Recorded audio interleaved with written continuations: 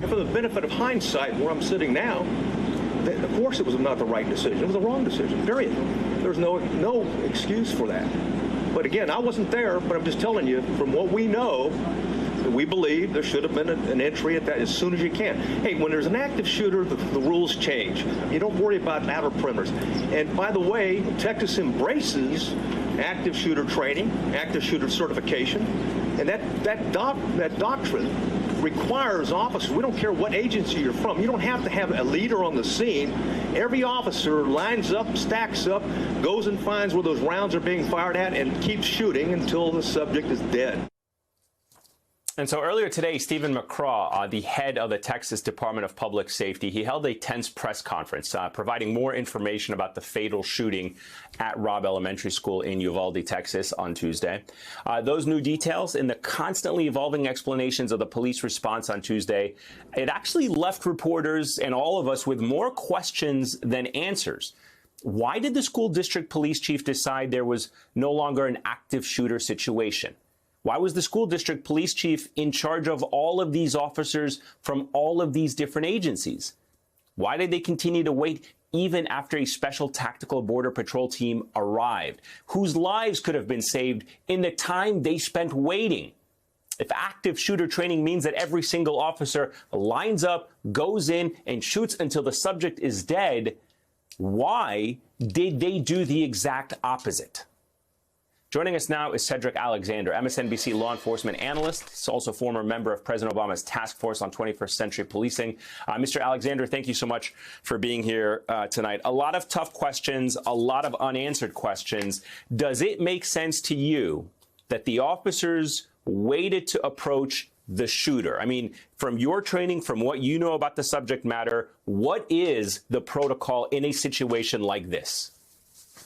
Well, the protocol, exactly what you just pointed out, and it's been that way post-Columbine. Anytime that you have an active shooter inside a building, once officers begin to arrive, you go towards those gunshots. What you're creating is an opportunity for people who are not able to protect themselves. Is for the bad guy to focus now on you. You have a chance to fight and to win that fight. That's your job. That's what we're sworn to do. In this case, it just appears like after each press conference, there's more and more questions.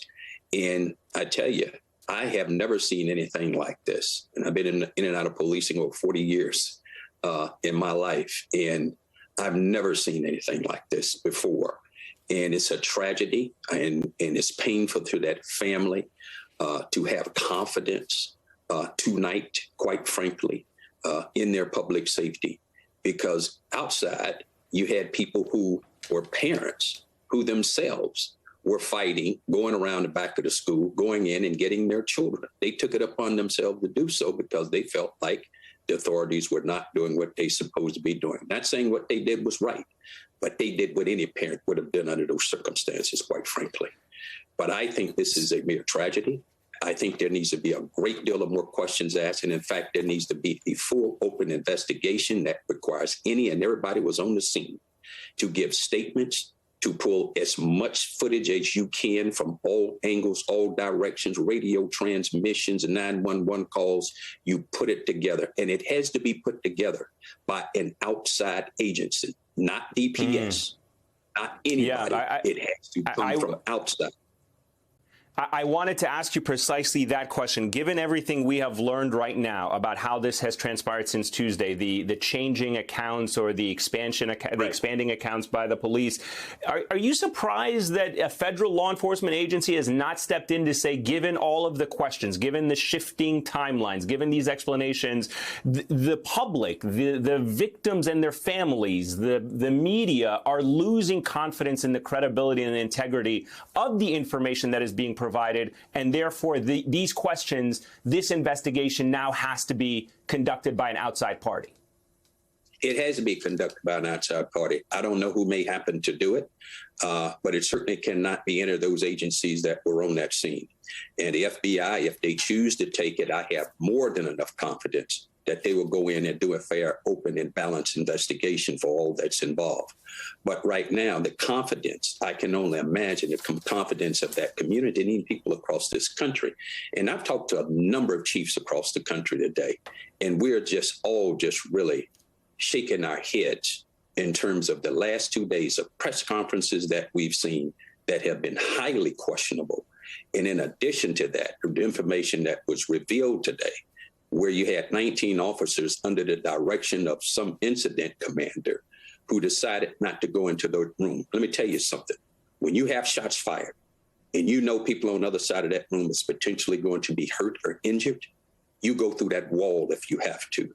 You blow that door off the hinges. You do whatever you got to do to direct that bad guy towards you and take it away from those who are innocent and unable to protect themselves.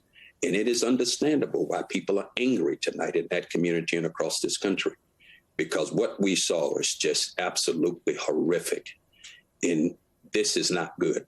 This is not good at all. And I'm not going to try to make it good. This is bad.